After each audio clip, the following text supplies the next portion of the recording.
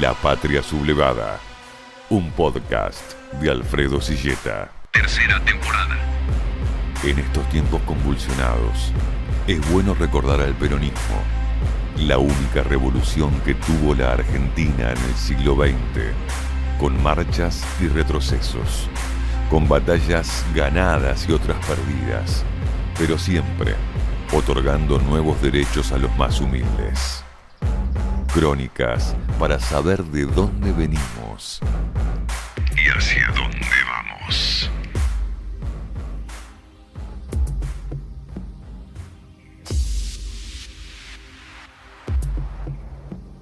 En estos tiempos de redes sociales, Twitter y TikTok, hablar de cartas suena antiguo, casi como un oficio en extinción. Sin embargo, Juan Domingo Perón supo utilizar la correspondencia epistolar como una herramienta clave para mantener el control y la unidad del peronismo durante sus 18 años de exilio. La llamada correspondencia epistolar fue central para que el general mantuviera vivo el vínculo político y el sentimental del pueblo hacia su figura, pese a que su nombre estaba prohibido y el peronismo proscripto. Fueron cientos de cartas dirigidas a dirigentes políticos, intelectuales, sindicalistas o simples vecinos de la capital federal o de pueblos del interior.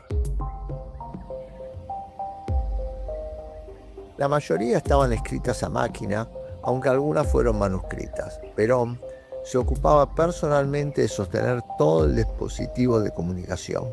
En casi todas sus cartas se percibe al conductor que analizaba táctica y estrategia y que mostraba además la evolución de su pensamiento, cada vez más cercano al movimiento de liberación en todo el mundo y al rol de la juventud en lo que él llamó el trasvasamiento generacional. Desde que se exilió, primero en América Latina y luego en Madrid, Perón utilizó este intercambio epistolar para mantener contacto con los principales intelectuales del campo nacional y popular. Además de su extensa correspondencia con John William Hood, quizás la más conocida y publicada en un libro en 1972, mantuvo diálogo con figuras como Raúl Scalabrini Ortiz, Arturo Jaureche, Jorge Abelardo Ramos y Juan José Hernández Arregui, entre otros. También con líderes como Fidel Castro o Mao Zedong. Aunque en este podcast nos centraremos en las cartas del exilio, es imposible no comenzar con la carta que escribió a Eva Perón cuando estaba detenido en la isla Martín García bajo el control de la Marina que planeaba matarnos, sin saber que los trabajadores ya preparaban la resistencia. Perón ideó una estrategia para salvar su vida.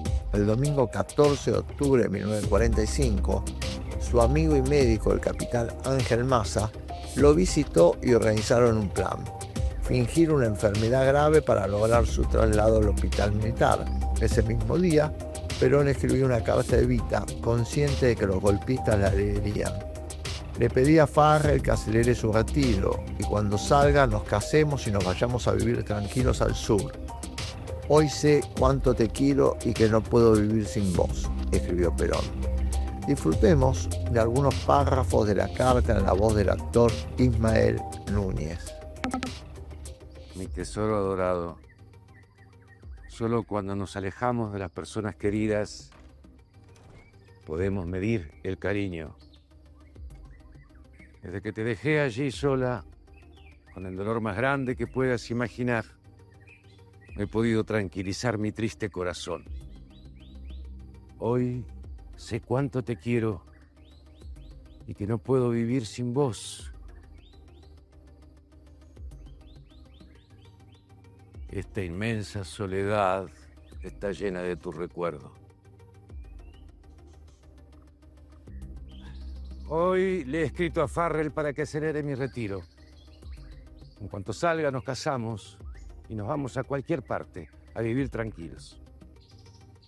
Por correo te escribo y te mando una carta para entregar a Mercante.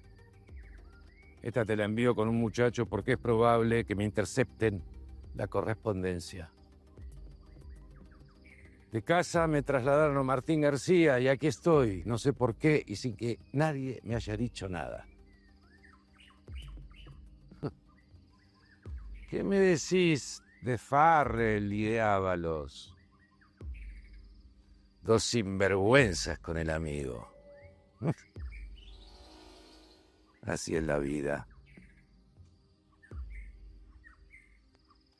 En cuanto llegué, lo primero que hice fue escribirte. Espero que te haya llegado la carta certificada que te mandé. Te encargo, le pidas a Mercante que hable con Farrell para que me dejen tranquilo y nos vamos al Chubut, los dos. Debes estar tranquila y cuidar tu salud. Mientras yo no esté. Para cuando vuelva. Hijita de mi alma. Tengo tus retratitos en mi pieza. Los miro todo el día. Con lágrimas en los ojos. Que no te vaya a pasar nada porque ahí sí se habrá terminado mi vida.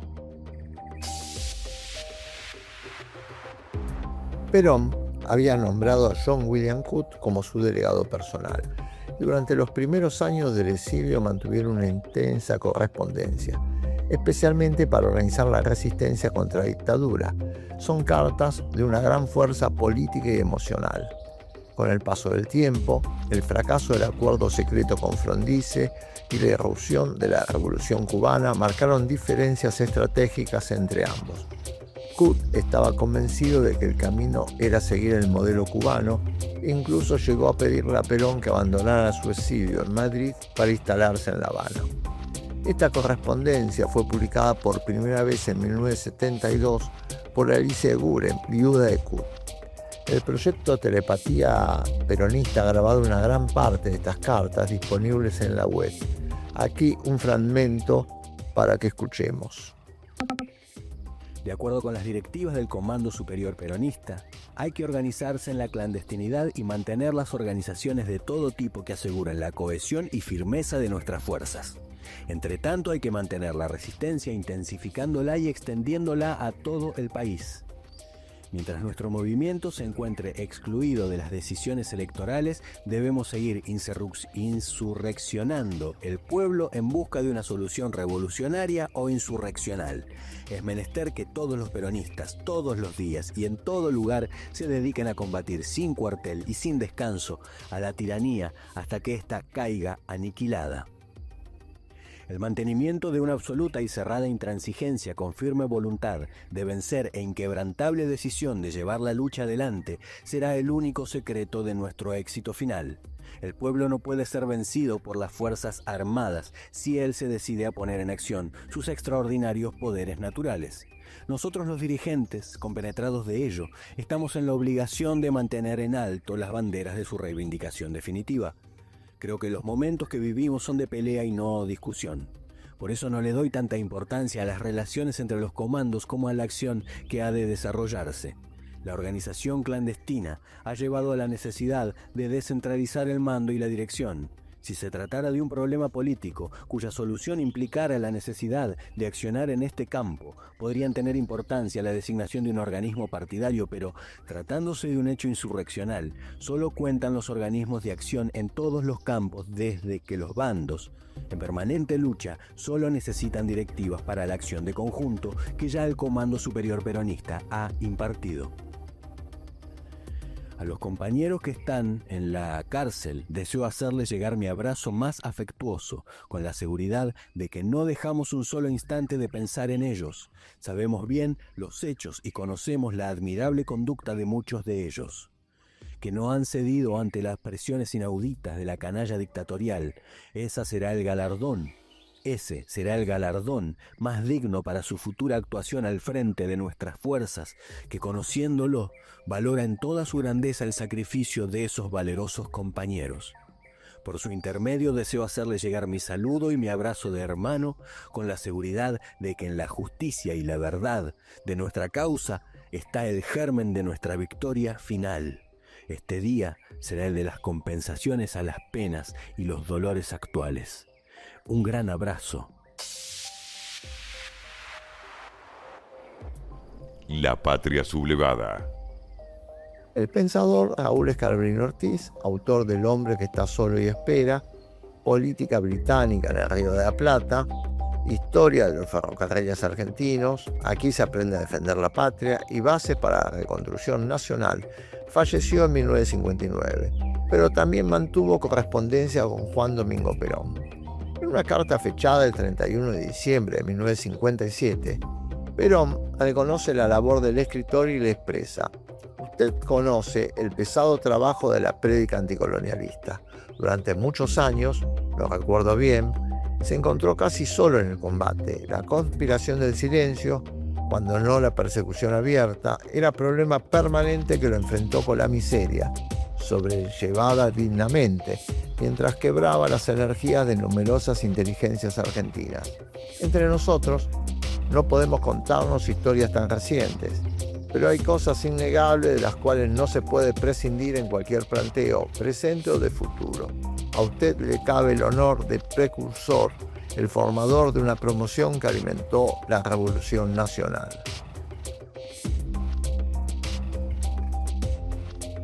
En abril de 1968, Perón le escribió a Arturo Jauretche, con quien había tenido diferencias durante su gobierno, especialmente por la relación de Jauretche con Domingo Mercante.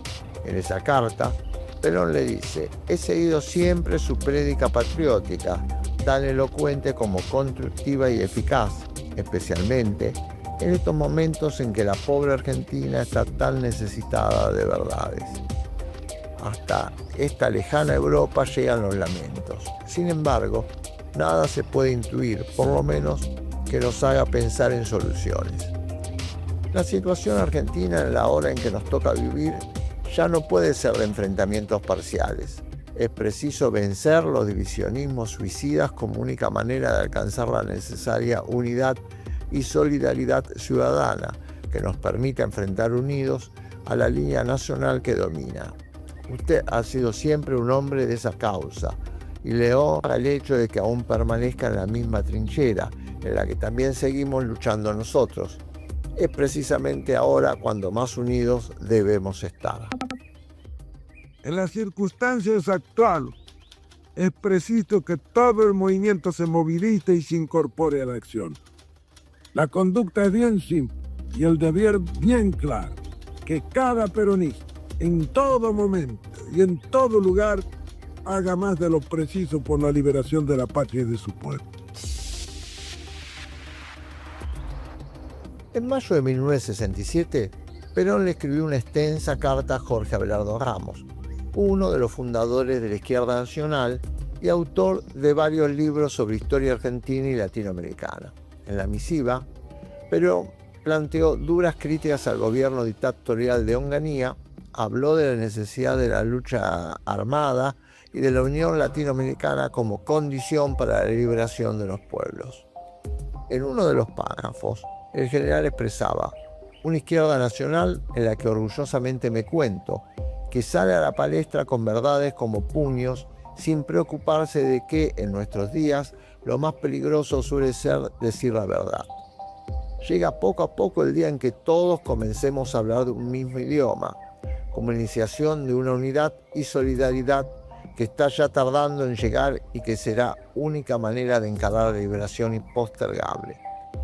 Sobre el contexto argentino, Perón escribió: la segunda revolución libertadora, excelente artículo de una verdad aterradora, la tan mentada Revolución Argentina es efectivamente la segunda revolución libertadora, aunque sus consecuencias serán provechosas para nuestro pueblo. No sé si nosotros habremos sido demasiado buenos, pero los que nos han sucedido han sido tan malos que, en el último análisis, venimos resultando óptimos. Estos nuevos salvadores de la patria no harán sino confirmar el viejo refrán castellano: detrás de mí vendrán los que grande me harán. Lástima grande que sea el pueblo inocente el que ha de pagar las consecuencias.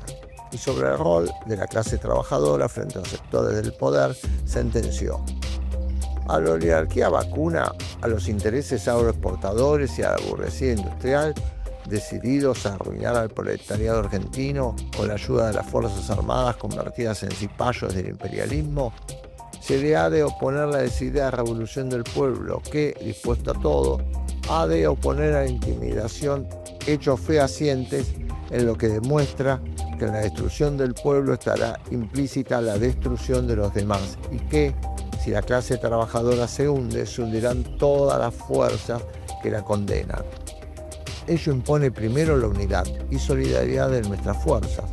Segundo, la purificación en su horizonte dirigente. Y tercero, una planificación que vaya desde la intimidación hasta la realización de medidas que no se dejen lugar a dudas sobre la decisión de los trabajadores, de llegar a los extremos que sea preciso llegar. Muchas veces he repetido a los peronistas que los pueblos que no quieren luchar por su liberación merecen la esclavitud, y nunca ha sido ese consejo más apropiado que en las actuales circunstancias. La patria sublevada. El intelectual Juan José Hernández Arregui, autor de Imperialismo y Cultura, La formación de la conciencia nacional y Peronismo y Socialismo, también mantuvo correspondencia con Perón.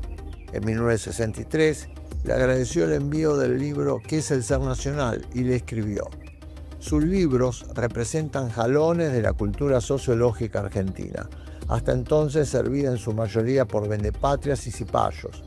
Le considero a usted el mejor escritor argentino de actualidad, y así me daría un gran placer al leer detenidamente su nuevo libro, por lo que pienso utilizar una semana de las vacaciones.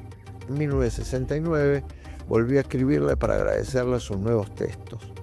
Por todo lo que hacen ustedes allí con la difusión de la verdad tantos años oculta, yo deseo como argentino hacerle llegar, junto con mi encomio más entusiasta, mi felicitación más sincera.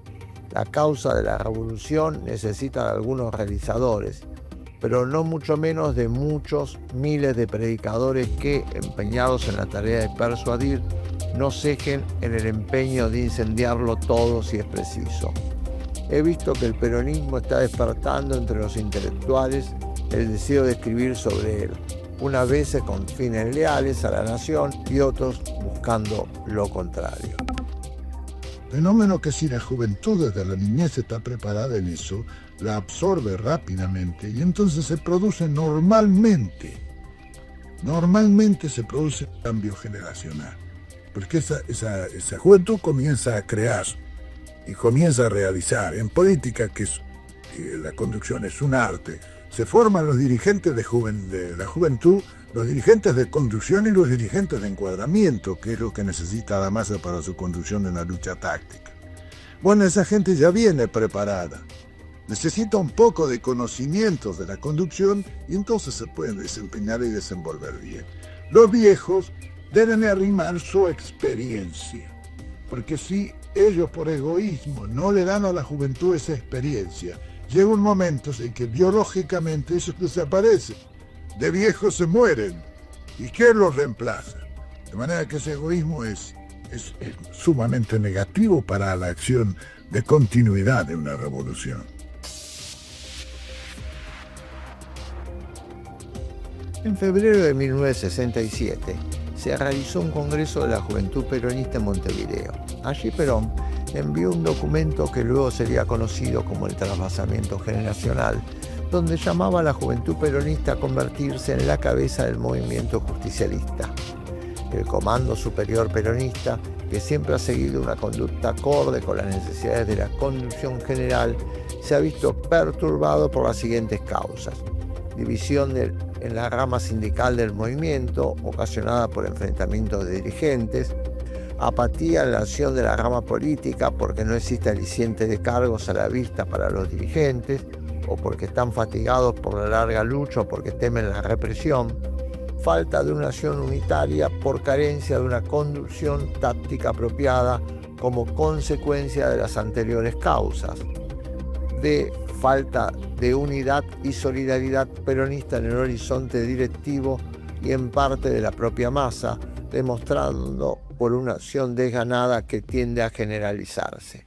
Perón agregaba en el mismo documento: es indudable que tales defectos, especialmente imputables a los dirigentes, solo se podrán corregir mediante una verdadera revolución dentro del peronismo, y esa revolución debe estar en manos de la juventud del movimiento. Por eso, el Comando Superior ha venido propugnando desde hace tiempo la necesidad de un trasvasamiento generacional que pueda ofrecernos una mejor unidad y solidaridad que presuponga para el futuro una unidad de acción en la que carecemos en la actualidad. Durante 18 años, Perón escribió cientos de cartas a políticos, intelectuales, jóvenes, militantes y gente común. Nada quedaba al azar. Sabía que mantener unido al peronismo y sumar nuevas generaciones era vital para su supervivencia en el movimiento. Como su nombre estaba prohibido en los grandes medios de comunicación, comprendía que una carta a un compañero de un pequeño pueblo de Tucumán o Santiago del Estero correría de mano en mano. Era la famosa escena repetida en todo el país. Recibí carta de Juan, y a todos los vecinos se reunían para leerla. Vale aclarar que solo publicamos en este podcast algunas de las valiosas cartas, pero que muchas se hablan en excelentes libros. Las cartas de Perón fueron tan valiosas que a principios de los años 70 el grupo musical Marca Registrada compuso el tema Recibí una carta de Juan. La compañía de RCA se negó a grabarla, por lo que fue lanzado bajo el sello Magenta con el nombre de Los Bombos Negros.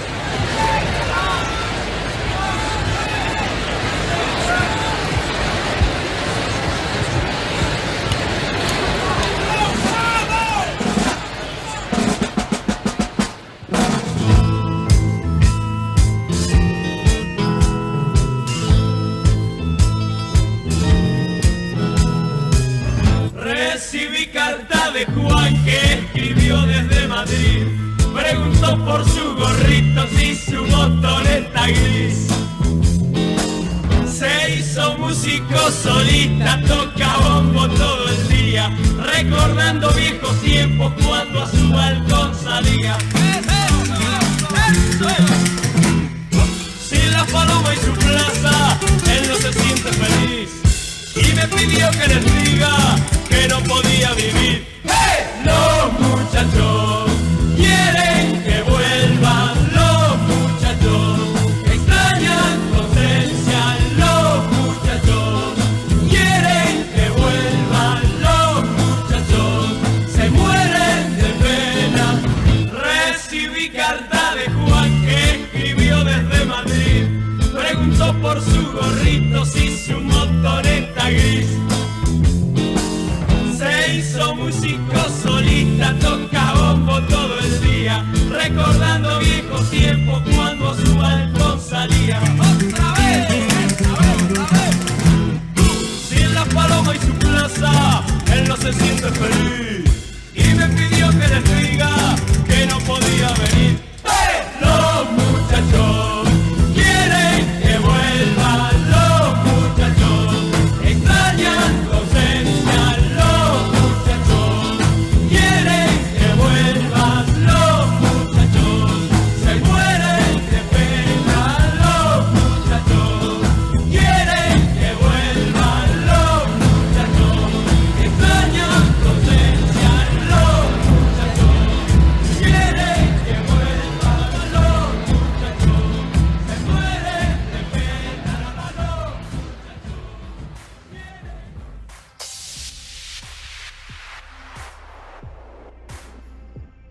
Hemos llegado al final. Estamos en YouTube y en el portal de Info 135. No se olviden de suscribirse, es gratis y así recibirán todas las novedades. Si te gustó este podcast, no olvides de compartirlo con un amigo. ¡Únanse! ¡Sean hoy más hermanos que nunca! Sobre la hermandad de los que trabajan, ha de levantarse en esta hermosa patria la unidad de todos los argentinos. La patria sublevada. Crónicas para saber de dónde venimos y hacia dónde vamos.